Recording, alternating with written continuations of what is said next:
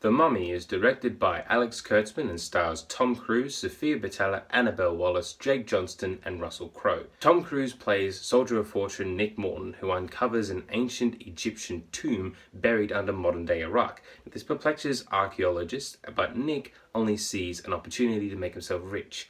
What is really buried in this tomb is an ancient evil that should stay buried.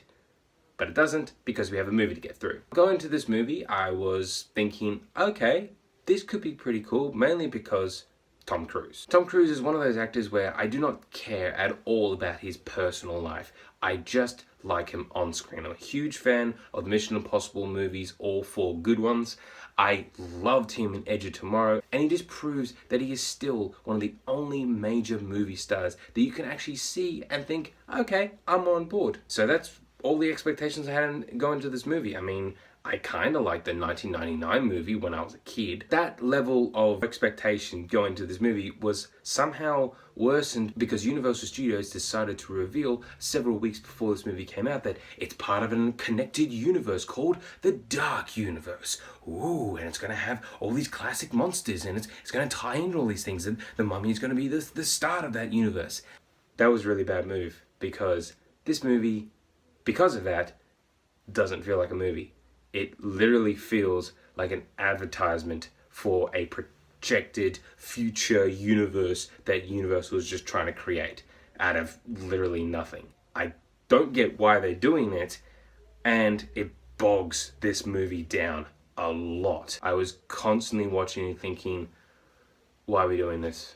I do not care. And that comes down to not interesting direction, writing, music, characters, or even a decent villain. The villain of this movie, who is Princess Ahmed, the thing that is buried in this ancient Egyptian tomb, she's played by Sophia Boutella. I like Sophia Boutella. She has very little presence because every time she just comes on screen, you think, okay, we've already seen this. The way that they have done Princess Ahmed is exactly the same as Imhotep from the original 1999 movie, where they have to constantly suck the essence and life stuff out of people to make themselves whole again, and they can control sand, and they have a big face in the sand. Like, yeah, we've already done this. Why are we doing this? I didn't care about that villain character who is on the damn poster, and another character who's on the damn poster is the protagonist. Tom Cruise is likable because he's Tom Cruise, but the actual character that they've created is just a walking cliche. They have done a few small little ways to change him. Instead of him being, this rugged, cool leading man, he does have a little bit more of a conflict within him because he's slowly being controlled piece by piece by piece by Ahmed and just being pulled towards her dark side stuff. But the other problem is that the script doesn't really give him much to do. Nick is a boring person, and the moment that he comes on screen, it just kind of falls flat. We're meant to believe that he has this romance with Annabelle Wallis's character and a bromance with Jake Johnston's character, and we don't buy either because the writing gives none of these people anything to do but just cliched dialogue, expository scenes, and no actual humor. They try to make this movie kind of feel a little bit fun in some areas. It falls completely flat on its face. The original 99 movie kind of didn't take itself seriously. It knew that it was this fun, goofy adventure movie, kind of like Indiana Jones, but kind of crazier, and it's got all this supernatural stuff. And for the most part, it kind of works. It's a dumb movie, but if it's on TV, I can watch it. If this Mummy movie is on TV, I don't think I'm going to rewatch this. There just really isn't anything here. I think I've just said it all. There's not that much interesting stuff. The direction is flat, the performances are flat, the writing is pitiful.